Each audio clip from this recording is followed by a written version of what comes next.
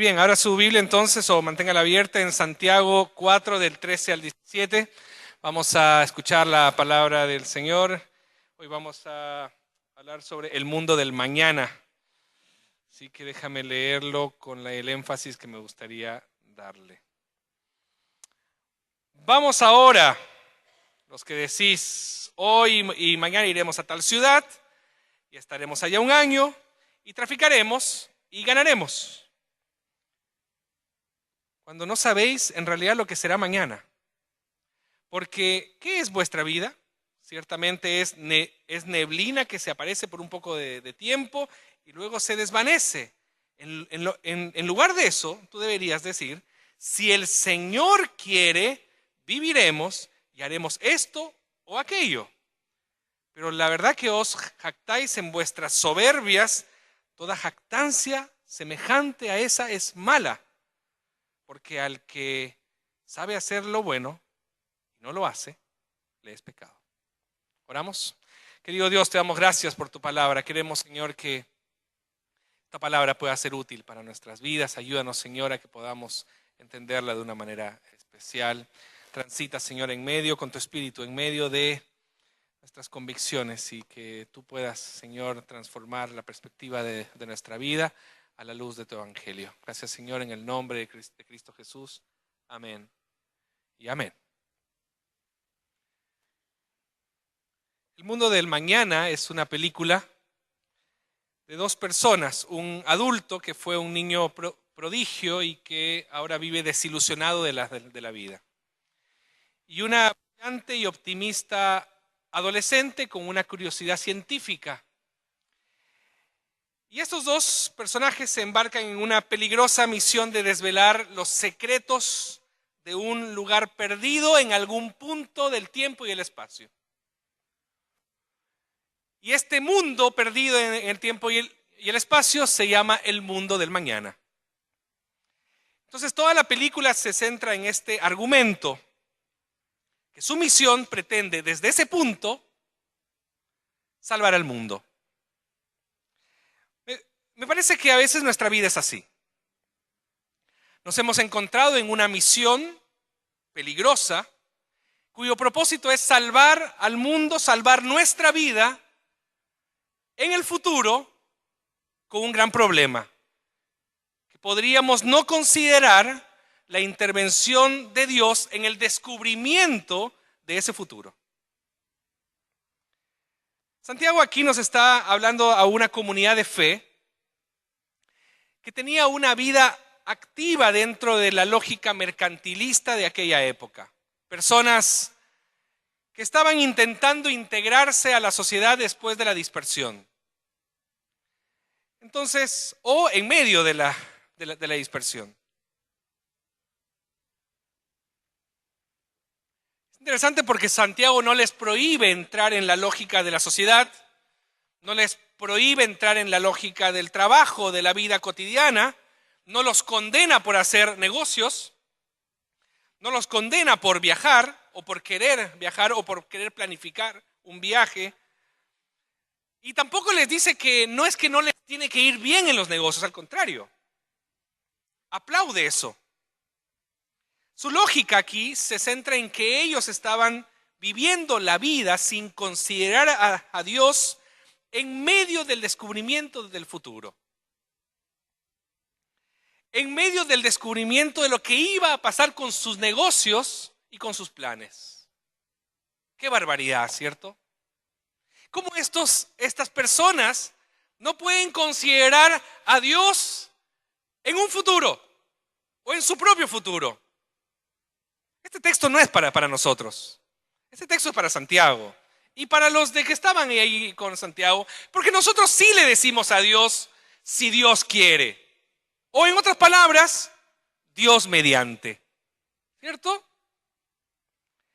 Pero es interesante porque aquí Santiago les propone esta frase, si Dios quiere. Pero claro que no está proponiendo solamente que incorporen a su vida una frase o el compromiso con una frase. En realidad, esta frase representa una convicción de un Dios presente en el presente y en el futuro. Entonces el mundo del mañana, y aquí va el tema del texto, el mundo del mañana está gobernado y controlado por Dios. Dios no va junto con nosotros escribiendo la historia de nuestra vida. El mundo del mañana en el futuro ya está escrito por nuestro Dios de manera soberana. Entonces no debemos vivir sin esta convicción de que el mundo del mañana nos muestra, confirma y enfrenta con algunos principios. El primer principio del mundo del mañana es que nos muestra lo transitorio de la vida. Miren lo que dice el versículo 13 y 14. Vamos ahora, los que decís, hoy y mañana iremos a tal ciudad y estaremos allá un año, traficaremos y ganaremos. Cuando en realidad no saben lo que será mañana. Porque al final, ¿qué es vuestra vida? Es como una neblina. ¿Qué pasa? ¿Qué pasa? Dice que se aparece por un poco de tiempo y luego se desvanece. Es interesante porque el texto aquí está construido, esta frase está construida, de que esto es algo urgente y que refleja un hábito de planear independientemente de la voluntad de Dios. ¿Qué hábito oscuro ese? El saber que Dios controla todas las cosas y que nosotros conocemos eso, y nuestra tendencia es, o por lo que dice Santiago aquí, que nuestra tendencia es que habitualmente, esto es habitual, dice el texto, los cristianos tenían por costumbre planificar o planear independiente de Dios. La expresión hoy o mañana, dice el texto, muestra como una elección. Dice, iremos a tal ciudad. Y la idea en el texto es que están mostrando como un mapa. Y en un mapa ya, hoy vamos a estar aquí, mañana vamos a estar allá, y vamos a ir a tal ciudad y ahí vamos a hacer nuestros negocios. No hay nada de malo en eso. Lo interesante es que ellos estaban absolutamente definidos y listos. El problema es que ellos tenían una actitud de arrogancia calculada y deliberada. Ese era el problema de ellos. El problema no es planificar. El problema es no colocar el factor Dios. Ese es el problema. Entonces Santiago les pregunta la pregunta del millón. Les dice, ¿qué es vuestra vida? Como que los aterriza, les pincha con un globo. Dice, ¿qué es vuestra vida? Y les dice, no sabéis lo que será el mañana. Porque tan solo el hecho de no tener idea de lo que va a pasar mañana, tan solo la idea de la imposibilidad de saber lo que va a pasar mañana,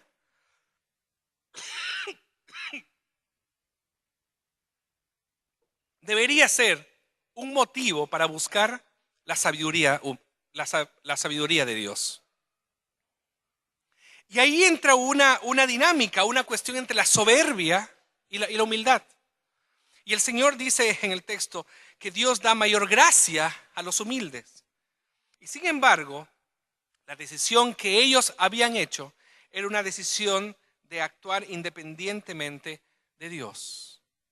Entonces quiero llevarlos a esta idea. El factor Dios en el futuro nos debería llevar a nosotros a una actitud de humildad delante de su presencia, delante de cualquier plan que yo pudiera hacer. Entonces, el texto les dice, la vida es como neblina. La palabra en realidad es neblina, vapor, humo, niebla, etc. Es ese vapor despedido por el agua hirviendo, ese que sale un pequeño humo y tú haces así y se dispersa. No es esa niebla densa o esa neblina densa, es ese pequeño humo que se dispersa rápidamente. Y el texto le dice, Santiago les dice, nuestra vida es así. Entonces, si nuestra vida es así, transitoria, fugaz, aparece y desaparece, entonces debemos confiar que en el mundo del mañana Dios seguirá siendo Dios. Porque Él es inmutable. Porque no hay mudanza ni sombra de variación en Él. Nosotros podemos cambiar. Nuestras circunstancias pueden cambiar. Nuestros sentimientos pueden cambiar. Pero Dios es inmutable. Por lo tanto, yo tengo que tomar una decisión. O yo enmarco mis decisiones en lo transitorio de la vida. Yo enmarco mis decisiones en la voluntad eterna e inmutable de Dios. Y la forma en la que yo lo voy a hacer es considerar el factor Dios. Ni siquiera pensar qué es lo que el futuro me deparará. ¿Qué es lo que va a haber en el futuro? Esa no es la pregunta. Es qué es lo que Dios tendrá preparado para mí en el futuro. El factor Dios. Porque frente al factor Dios, lo transitorio se hace mucho más evidente. Es por eso que yo no me tengo que refugiar en lo que yo soy, sino en lo que Dios es. Esa es la primera cosa. La segunda cosa, el mundo del mañana me confirma o no, nos confirma la soberanía del Señor. Dice, en lugar de lo cual deberíais decir, si el Señor quiere, viviremos y haremos esto o aquello. Aquí Santiago está lidiando con la autosuficiencia y nos sugiere que nosotros debemos sumergir nuestra autosuficiencia en la soberanía de Dios. A ver si aguanta. Entonces el contraste aquí es evidente. El versículo 13 nos dice, hoy y mañana iremos a tal ciudad. Y en realidad hay un contraste aquí. Dicen, ustedes no deberían plantearse la vida así. Ustedes no deberían hacer esos planes arrogantes pensando que lo transitorio de la vida les va a durar más que un pequeño humo. Ustedes deberían orar así, deberían decir esto, deberían plantearse así la vida. Si el Señor quiere, viviremos y haremos esto o aquello. Esta es una oración muy recurrente por el evangélico. Esto es una oración muy recurrente por nosotros. Dios mediante, si Dios quiere voy a estar ahí. Pero en esta oración, por más cliché que sea, hay un reconocimiento absoluto de la soberanía de Dios. Que yo no sé lo que va a pasar en un minuto después de mi vida. Así que si el Señor quiere, y es interesante porque aquí sí el Señor va a parecer muy obvio, pero aquí hay un artículo, hay un condicional, y aquí lo que nos muestra es que la única opción es descansar completamente en la determinación divina para mi vida. Sí, el Señor. No hay otra opción, así que lo que Él decida, yo lo tengo que aceptar gozoso. Porque es mi única opción, no hay otra opción. Porque la otra opción es transitorio, es como un humo. La única opción para mí es estar abrigado en los brazos eternos de Dios. Y es interesante porque esto no es una mera cláusula de una oración, esto no es una frase armada, esto no es un cliché, no es un mero compromiso, no es algo que simplemente está para dejar tranquila mi conciencia. Porque cada vez, yo voy a estar en tu casa. Le digo a mi madre, yo voy a estar en tu casa a las 3. Si Dios quiere, hijo. No, sí, yo voy a estar a las 3. Si Dios mediante. Pero si yo voy a estar ahí a las 3. Arrogancia. Para mí es práctico, es pragmatismo. Voy a estar ahí a las 3. Si Dios quiere. Bueno, ok, mami, si Dios quiere voy a estar ahí. Se los planteo de otra forma. A veces Dios es como un ser que está ahí y nosotros tenemos que considerarlo porque es Dios. Cuando mi suegra llega, eso no se lo cuenten, eso va a quedar entre nosotros, obviamente, ¿no? Cuando mi suegra, a quien amo mucho con todo mi amor y con todo mi corazón, amén, dice aquí su yerno también, qué lindo es este momento, ¿no? Mi suegra cuando va a casa a buscar a las niñas, ella ya tiene todo un plan hecho. Entonces llega a la casa y yo estoy en la oficina trabajando y yo estoy escuchando todo y hacen toda la planificación de lo que van a hacer a la tarde. Que van a hacer esto y que después van a ir al mall, después van a ir a la Plaza Victoria, después van a ir a la plaza, van a hacer esto, después van a ir a pintar, después van a hacer esto y hacen todo el plan. Y yo ahí escuchando. Entonces, de pronto, mi suegra amada se da cuenta que yo estoy ahí.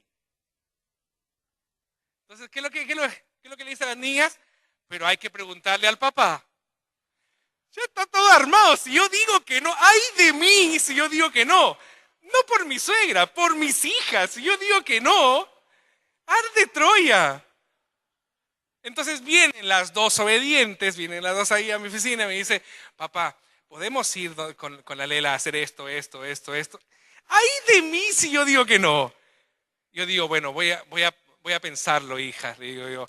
Como para hacerme el importante con ellas, como para decir, mi palabra vale algo en esta casa.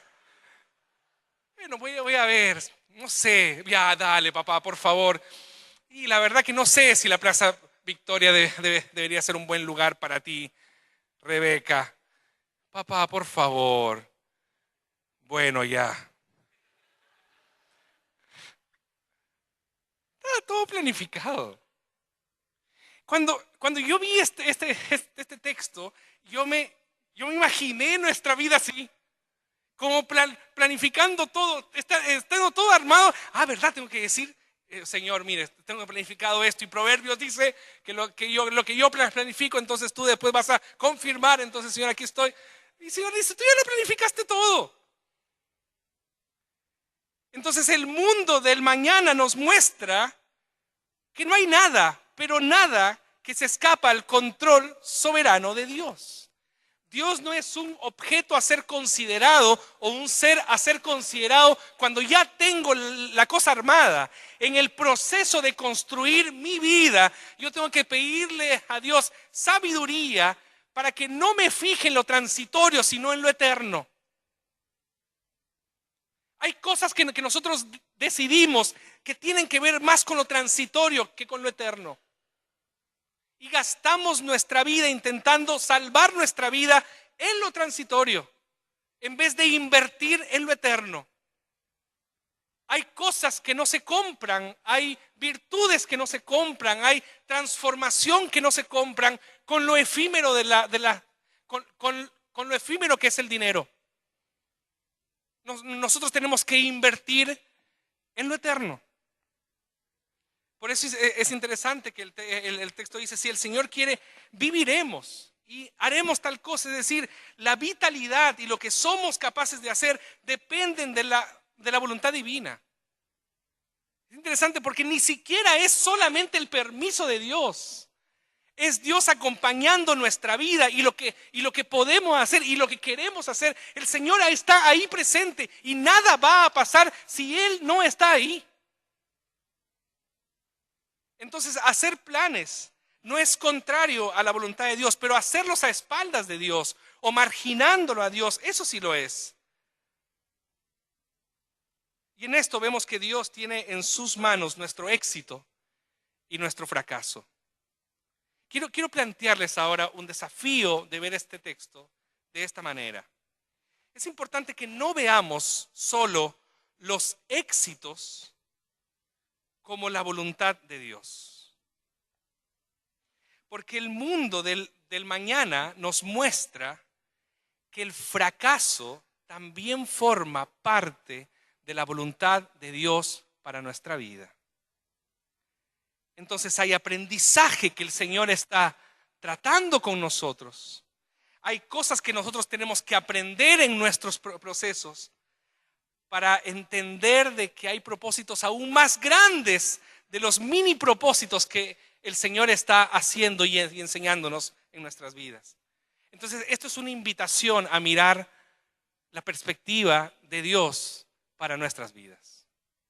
Y lo tercero, yo voy a entrar un poquito más en el tercer punto. Y lo tercero, que el mundo del mañana nos enfrenta al propósito de la fe. Esta parte es la que me mató a mí. Dice, pero ahora os jactáis en vuestras soberbias, toda jactancia semejante es mala, y al que sabe hacer lo bueno no lo hace, y no lo hace le es pecado. Santiago le está escribiendo al creyente, a usted y a mí, al creyente que conoce las escrituras y que sabe que la jactancia, el orgullo, la codicia, la vanidad son cosas semejantes.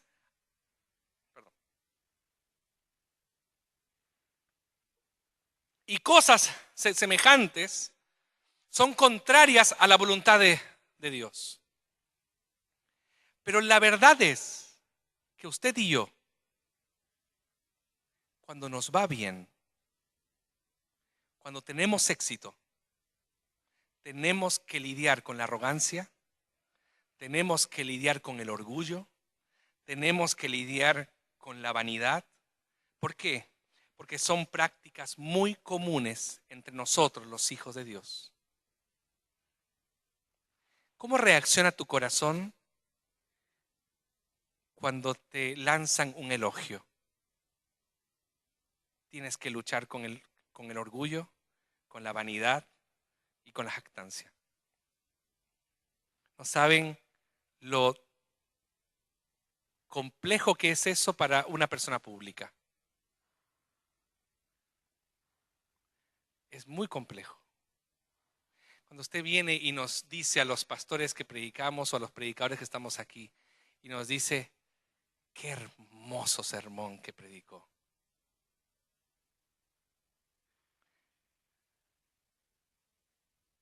Es difícil.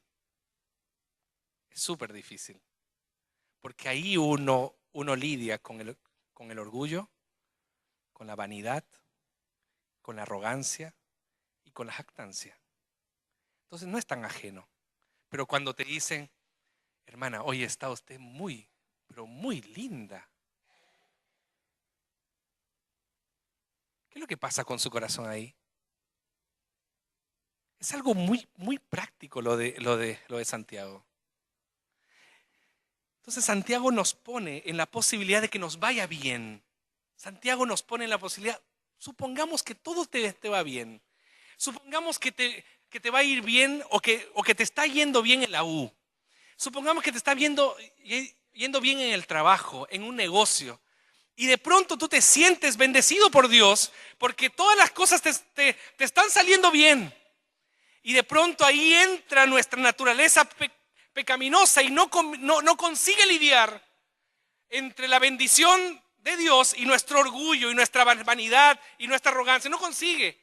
Y regularmente lo que pasa es que el orgullo, la vanidad y la arrogancia le gana. Eso es lo que pasa. Si no, estaríamos contando otra historia. Entonces ahí es donde... Uy.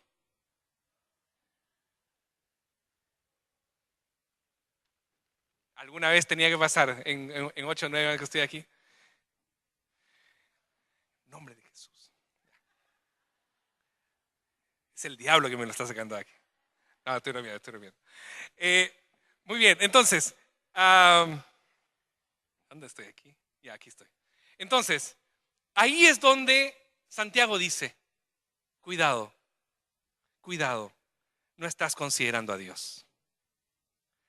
Entonces, si te va bien, y aquí viene una cosa que yo le quiero tirar.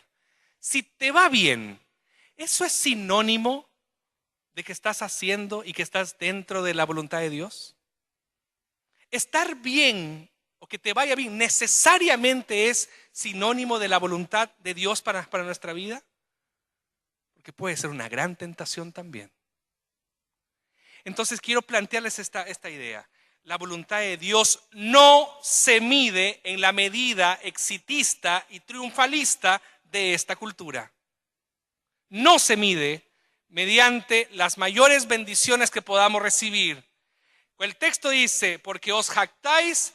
Esa era la actitud de la iglesia en Jerusalén, una realidad muy continua, muy independiente, muy recurrente, donde ellos se miraban su propio ombligo. Ese es el problema de la iglesia de Jerusalén, en el que ellos no conseguían considerar ese éxito como el propósito de la fe. No conseguían congeniar lo que el Señor les estaba dando, y como decía el Eric, con el otro, con el tercero. Entonces, la voluntad de Dios se mide en la medida que pueda haber en el otro un objeto del amor de Dios y yo un instrumento para bendecir. Porque el texto no termina en mala del versículo 16. Continúa en el 17 diciendo, y al que sabe hacer lo bueno y no lo hace, le es pecado. Hacer lo bueno para uno, no, hacer lo bueno para otro. Entonces, si tú eres bendecido y no piensas en el otro, entonces no es la voluntad de Dios que te vaya bien. Se convirtió en una tentación. Se convirtió en un objeto de perdición. ¿Estás ganando más plata? Eso es lo que le está diciendo Santiago. ¿Estás ganando más plata? Ok, ¿cuánto has considerado al tercero, al otro? ¿Estás sirviendo con tus bienes al otro? Entonces no es bendición de Dios. Entonces no es la voluntad de Dios. Interesante. Entonces el texto dice, toda jactancia de esta naturaleza es mala en la medida que no considera hacer lo bueno. Entonces, en la medida que nosotros nos consideremos recipiente y no canal de bendición, entonces yo no estoy en el centro de la voluntad de Dios. ¿Quieres saber si tu vida está en el centro de la voluntad de Dios? Tú estás siendo un instrumento de bendición para otros. Nuestra bendición no se mide con la cantidad de cosas que nosotros recibimos, sino con la cantidad de cosas que nosotros damos y nos ofrecemos hacia otros. Entonces, cuando estoy frente al otro, interesante aquí el conocimiento aún intuitivo de lo correcto y la habilidad de hacerlo produce una obligación inevitable. El mundo del mañana me presenta una obligación inevitable. Cuando alguna vez, cuando te ha pasado algo bueno, cuando tú has avanzado en la vida y tú te preguntas, tú te cuestionas y tú dices, yo debí haber hecho algo por él. Yo debí haber hecho algo por ella. Es una obligación inevitable. Les presento entonces esta conclusión del capítulo 4. ¿Por qué se presenta el dilema de saber lidiar con el futuro? Porque no sabemos esperar en Dios. El mundo del mañana nos invita a saber esperar en Dios. ¿Cómo? Primero, reconociendo lo transitorio de la vida. Segundo, reconociendo la soberanía de Dios sobre mi vida. Y tercero, viendo que el propósito de la fe es el otro. Y si yo tengo algo bueno para hacer y no lo hago, eso es pecado. No estoy achuntándole a la voluntad de Dios. Yo pienso en nuestra iglesia, pienso en mi vida, y nosotros estamos en una gran tentación. En la tentación de querer todo para nosotros. Esa es la gran tentación de una iglesia como esta que está creciendo. Querer todo para nosotros. Querer mayor crecimiento numérico, querer mayor crecimiento financiero, querer mayor crecimiento ministerial. ¿Qué estamos haciendo por esta ciudad? que estamos haciendo por nuestra sociedad. Es todo para nosotros, hermanos. Esto no es un recipiente. Esto tiene que ser y debe ser un canal de bendición para bendecir cada vez más a esta ciudad. Que el Señor le bendiga. Oramos. Querido Dios, es muy complejo saber esperar en ti, porque tenemos que lidiar todo el tiempo con un corazón inclinado a la vanagloria y a la arrogancia. Si nos ha ido bien como iglesia, no queremos ser recipientes. Queremos estar en el centro de tu voluntad.